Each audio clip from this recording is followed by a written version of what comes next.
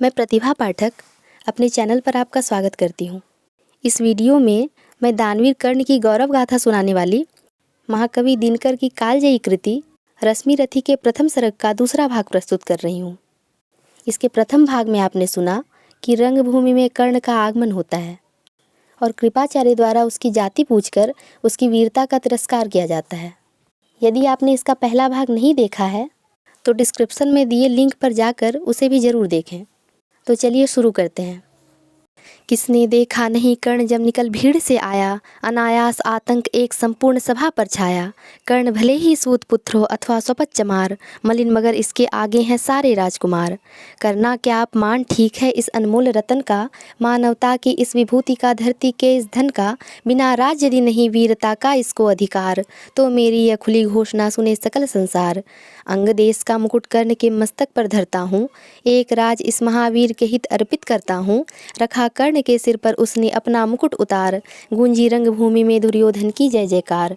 कर्ण चकित रह गया सुयोधन की इस परम कृपा से, फूट पड़ा मारे कृतज्ञता के भर उसे भुजा से। दुर्योधन ने हृदय लगाकर कहा बंधु हो शांत, मेरे इस क्षुद्रोपहार से क्यों होते उद्भ्रांत।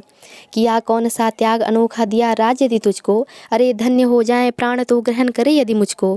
कर्ण और गल गया हाय मुझ पर भी इतना स्नेह, वीर बंधु हम हुए आज से एक प्राण दो देह। भरी सभा के बीच आज तूने जो मान दिया है, पहले पहल मुझे जीवन में जो उत्थान दिया है।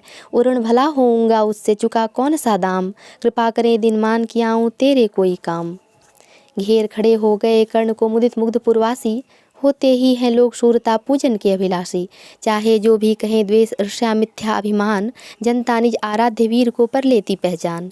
लगे लोग पूजने कर्ण को कुमकुम और कमल से, रंगभूमि भर गई चतुर्दिक पुलकाकुल कलकल से। विनय पूर्ण प्रतिवंदन में जो झुका कर्ण सविशेष, जनता विकल पुकार उठी जय महाराज अंगेश। महाराज अंगेश तीरसा लगा हृदय में जाके, विफल क्रोध में कहा भीम ने और नहीं कुछ पाके। है कि झाड़े पूछ आज तक रहा यही तो काज, सूत पुत्र किस तरह चला पाएगा कोई राज।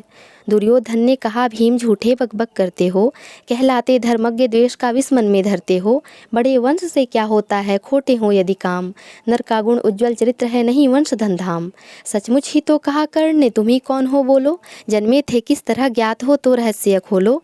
अपना अवगुण नहीं देखता अजब जगत का हाल, निज आँखों से नहीं सूझता सच है अपना भाल। कृपाचार्य आ पड़े बीच में बोले छी यह क्या है, तुम लोगों में बची नाम की भी क्या नहीं हया है। चलो चले घर को देखो होने को आई शाम, थके हुए होगे तुम सब चाहिए तुम्हें आराम।